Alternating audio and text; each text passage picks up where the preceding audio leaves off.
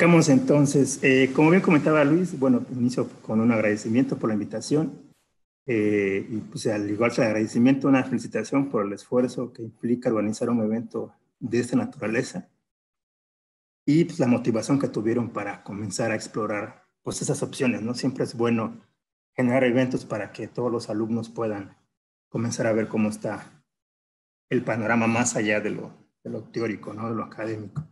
La intención de esta charla, como bien mencionaba Luis, es que demos un repaso global así al tema microservicios, ¿no?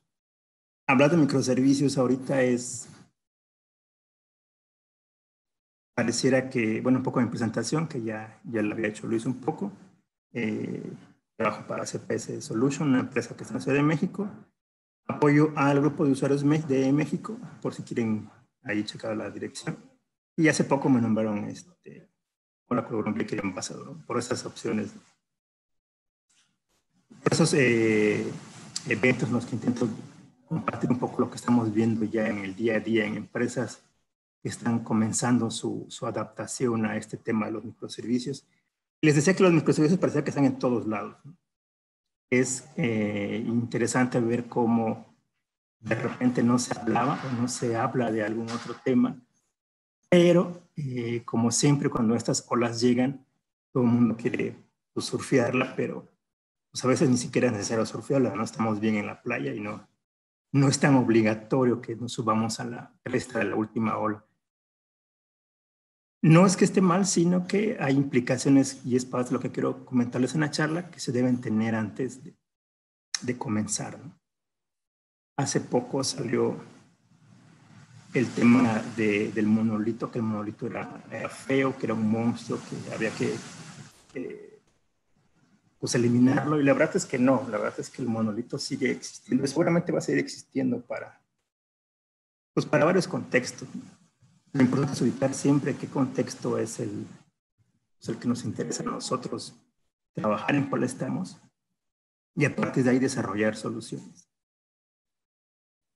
Este otro fiche o cómic menciona, me gusta mucho porque a fin de cuentas el extraterrestre dice que una arquitectura de microservicios solo es necesaria en ambientes de desarrollo complejos y largos, ¿no? En el resto pues, es común seguir trabajando como hasta ahora, pero el chiste intenta decir que no las entendimos, ¿no? Cuando empezamos a trabajar con microservicios, lo primero que hacemos nosotros como desarrolladores, vamos a ponernos en el rol de desarrollador, la playera o la remera de desarrollador. Y lo primero que decimos es, bueno, yo hago mi código, me bajo un framework, si estoy con Java, me bajo Spring Boot, me bajo Micronaut, me bajo Helidon, me bajo alguno que me ayude a hacer una arquitectura con microservicios y a partir de ahí pues, ya acabé. Pero lo primero que hay que hacer es definir el propósito. Recordemos que nuestro microservicio es tener un único propósito, que está bien definido. Y pareciera que cuando tenemos eso ya acabamos, pero la verdad es que no. Lo que sigue es elegir el lenguaje, ¿no? Una de las ventajas que se comentan mucho en el tema de microservicios es que ahora, como lo único que vemos son cajas, pequeños cuadritos de microservicios, pues el lenguaje sale sobrando y uno puede darse el dinamismo de elegir el lenguaje que quiera, ¿no? Y eso da lugar a que tengamos aplicaciones o sistemas políglotas. A lo mejor el microservicio que le habla a Mongo lo hacemos en Node, a lo mejor el servicio que le habla al core bancario lo hacemos en Java.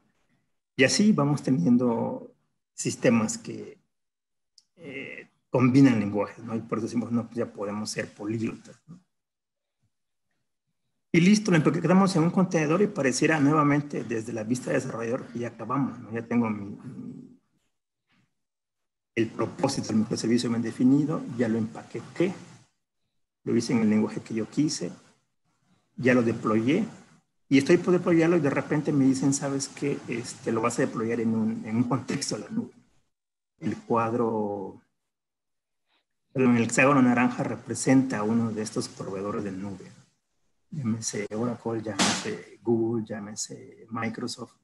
Y estos proveedores de nube te dan el logueo, la seguridad, el acceso a los servicios de datos, la mensajería, etc. Entonces uno dice, bueno, entonces ahora sí ya cabe, ya lo deployé, ya tengo seguridad, ya tengo el servicio de datos, le puse mensajería, el login está correcto, etcétera, etcétera, etcétera. Pero ¿qué creen? Lo primero que nos dicen es que la lógica tiene que ir separada de la infraestructura, ¿no? Entonces, si por ahí amarramos algún data source, si por ahí amarramos contextos de seguridad dentro del código, pues ya no está tan separado, ¿no? Y lo otro es que como ya estamos utilizando un proveedor de nube, seguramente tenemos que reutilizar los patrones que ese proveedor nos dé y las herramientas que ese proveedor nos dé. Nuevamente decimos como desarrolladores, bueno, ya lo deployé, estoy ocupando el proveedor nube, ya funciona. Pero ¿qué creen? Pues ahora dicen, cuando lo deployes no hagas nada más el deploy, tienes que meterle en un pipeline con Jenkins, con la herramienta que te dé el proveedor, etc. Y lo que hagas una vez lo vas a tener que hacer.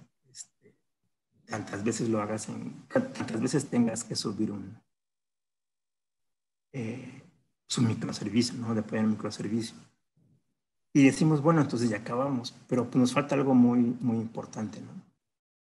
Que esto es parte de un ciclo. Pues llegando hasta allá arriba, pues alguien va a desarrollar nuevamente, alguien va a probar, alguien va a deployar, alguien lo va a administrar y eso se va a repetir una y otra vez mientras el microservicio exista o viva, ¿no? Entonces de repente uno ya acabó, ya pasó una semana y de repente tenemos el correo de urgente diciendo que tenemos que hacer un cambio y ahí estamos nuevamente recorriendo este camino.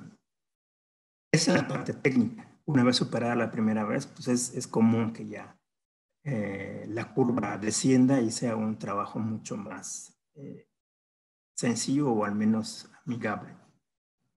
Pero hay algo que estamos dejando pasar y es parte de la charla, es parte de la intención de la charla que hoy quiero darles, porque cuando alguien nos dice que debemos tener un servicio, un microservicio debe ser bien definido, lo primero que nos viene a la mente es, bueno, tenemos que ocupar algún mecanismo ya existente que nos permita hacer esa separación.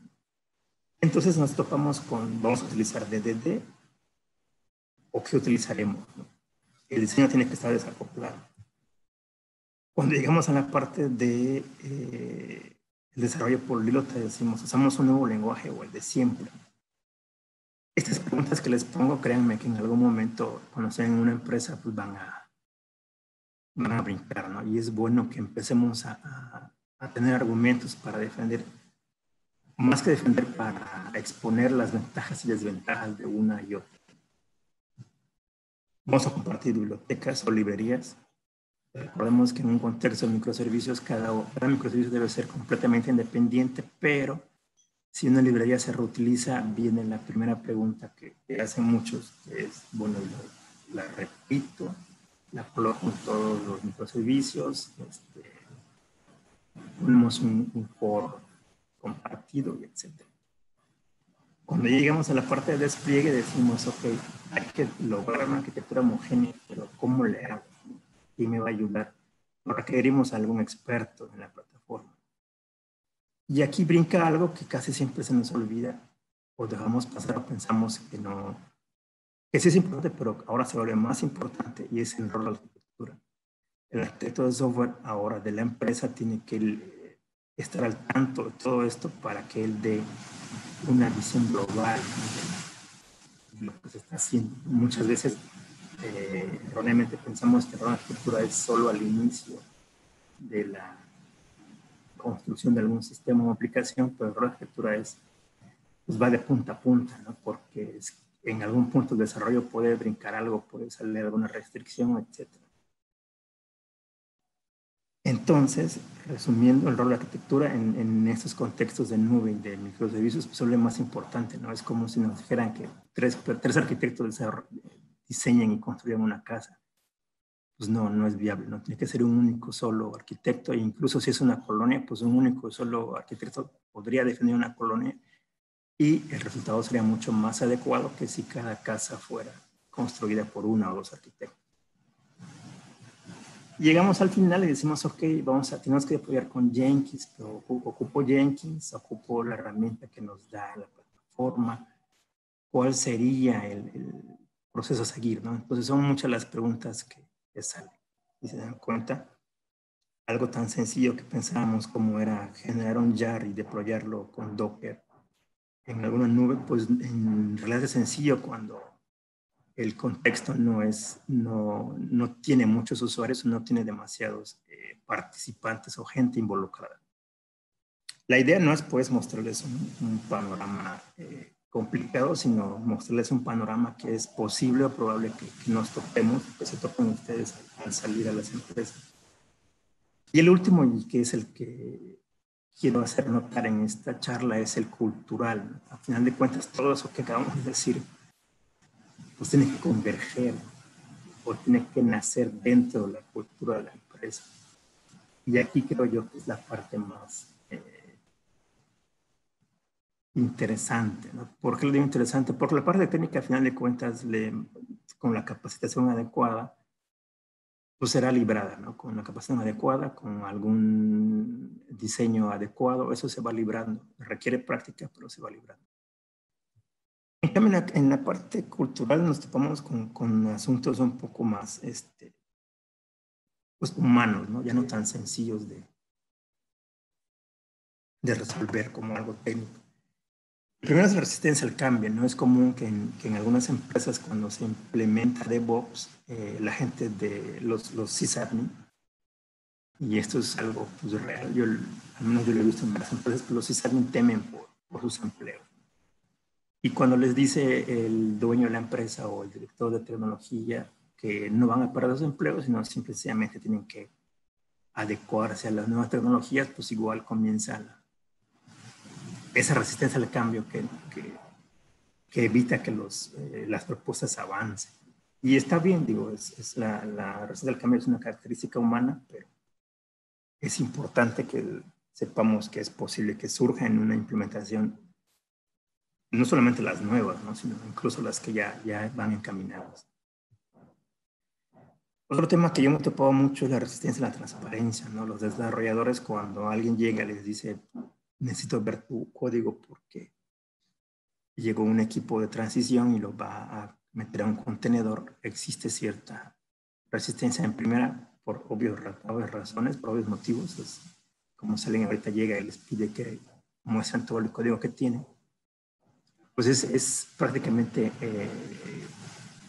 tal cual, ¿no? Mostrar lo que hacemos, nuestras fallas, también los aciertos, es cierto, pero lo que queremos ocultar son algunas fallas que tenemos. Entonces, la resistencia a la transparencia es lo que surge del lado de los desarrolladores, ¿no? Y también se tiene que trabajar. Y el cambio de estructura, ¿no? Ya no es tan tradicional el asunto, ya hay que crear grupos colaborativos.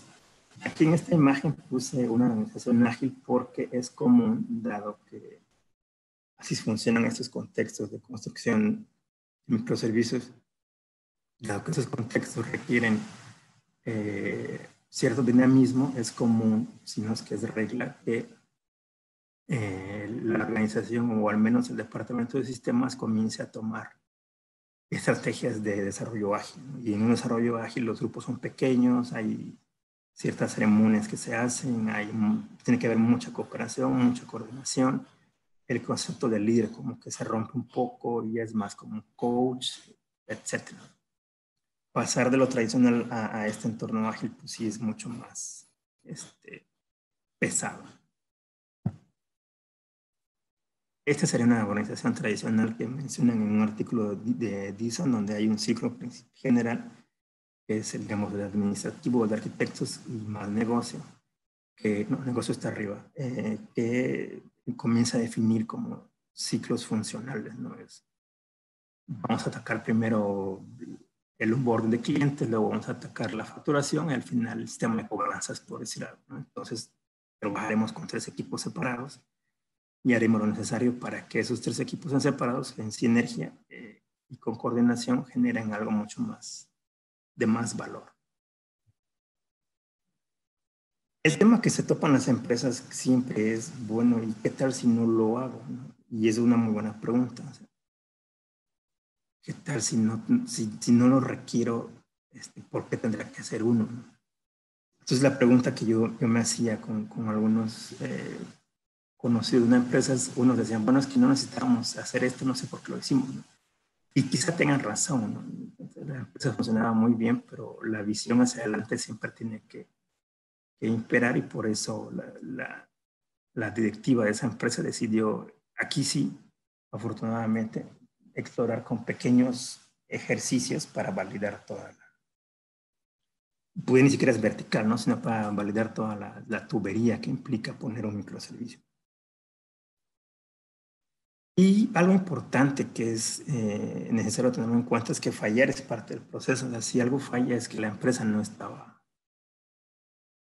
lista para implementar ese microservicio, o que está haciendo falta algo, ¿no? A lo mejor reforzar el tema desde arriba, a lo mejor al revés, reforzar el tema desde abajo. Me ha tocado ver empresas donde es al revés.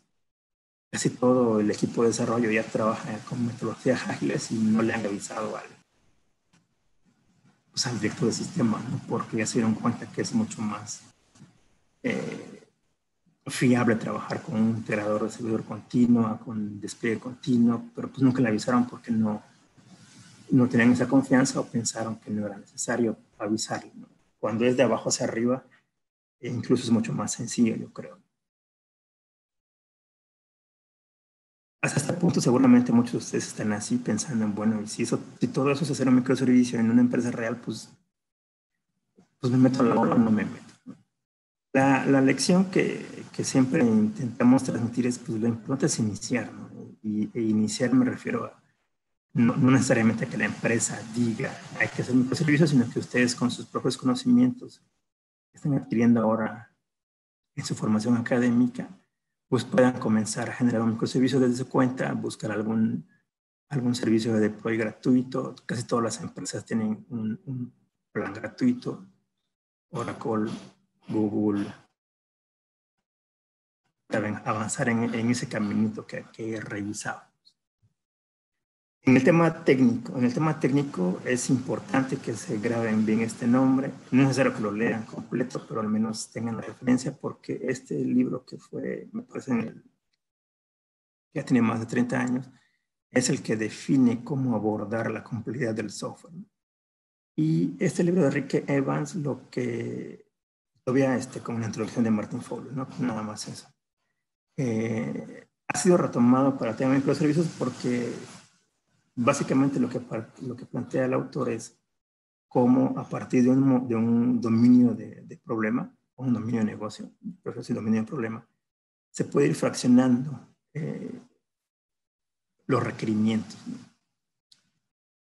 Al tener fraccionados los requerimientos, vamos a ver que hay entidades, y que esas entidades tienen que trabajar con otras entidades, y esa interacción entre entidades y acoplamiento y comunicación, a final de cuentas, pueden traducirse en microservicios. En el tema de arquitectura de software es lo que ya voy a comenzar a construir. Pues algo que resolvió mucho con el tema de los 12 factores que creó, se me fue el nombre ahorita, un servicio de nube de los primeros que hubieron.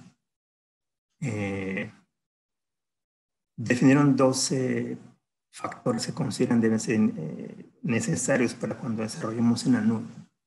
La mayoría son cosas que ya hacíamos en algunos sistemas, pero al poner los 12 juntos, se definió un umbral, ¿no? Es cumpliendo los 12, yo me acerco lo más que puedo a lo que tendría que desarrollar para desarrollo en la nube, ¿no? Y en particular hay una arquitectura, me parece que ya la conocen un poco, que es la arquitectura hexagonal.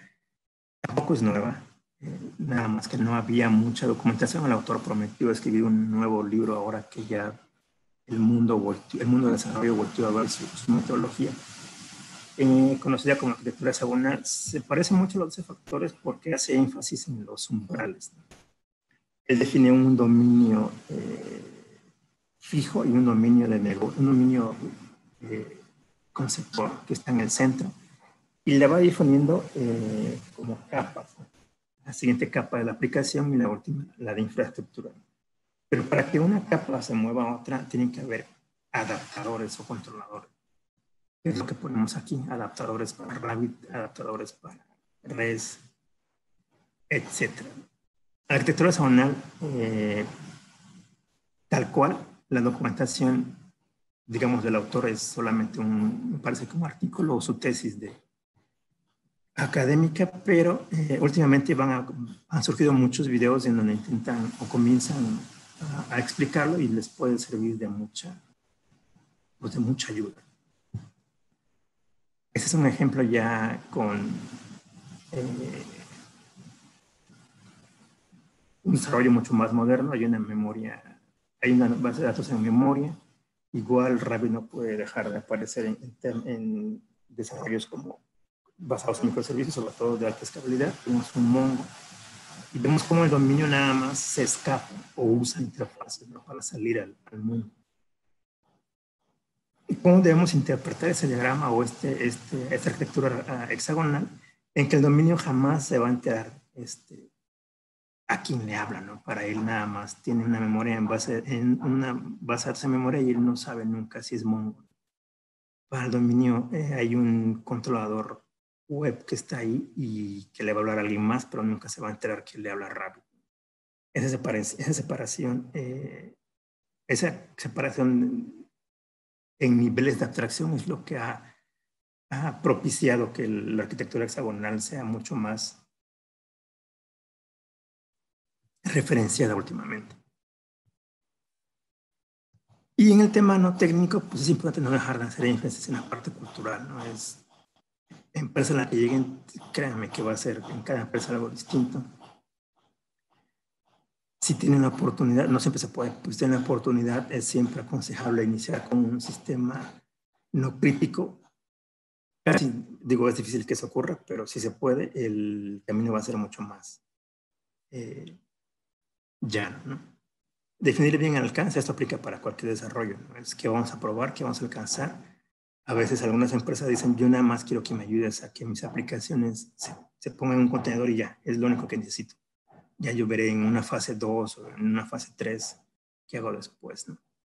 Un punto importante, el 4, es mantener la confianza con el dueño del proyecto. No me refiero al dueño de la empresa, sino al dueño del proyecto, ¿no? Al que nos contrató o al contacto que nos llevó ahí, etcétera, ¿no? Porque al final de cuentas es un trato humano el que estamos cerrando y es importante mantenerlo. Y el cuarto ya forma parte de muchas metodologías, que es hacer revisiones periódicas. Si están trabajando con metodologías ágiles, Scrum o alguna otra, bien pueden servir. Y siempre tener un canal de comunicación con el dueño del proyecto, ¿no? Para saber si está enterado de cómo van, si está viendo resultados, si quiere algún ajuste, etc. Si se dan cuenta, entre la parte técnica, que sería comenzar a revisar comenzar a revisar los 12 factores y comenzar a revisar en particular la arquitectura hexagonal, y en estos puntos que son más de aspectos humanos, yo considero, tiene que ver mucho con el tema de comunicación, y por eso la diapositiva con la que cierro la presentación es la ley de Conway, ¿no? Que seguramente ya se las han mencionado mucho, la van a haber repetido mucho, que lo que dice Conway, y miren que es del 67 su ley, ¿no? Que al final de cuentas, de los diseños de sistemas que hagamos no es más que el resultado o un mapeo de las estructuras de comunicación. Si alguien ha trabajado con distintos equipos de desarrollo, ya asimila esta ley, a lo mejor no con esa formalidad, pero sabe que en cada equipo, mientras mejor te comuniques con el resto, pues las cosas podrían avanzar mucho mejor, ¿no?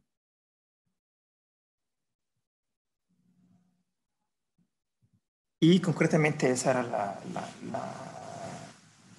el objetivo de la charla.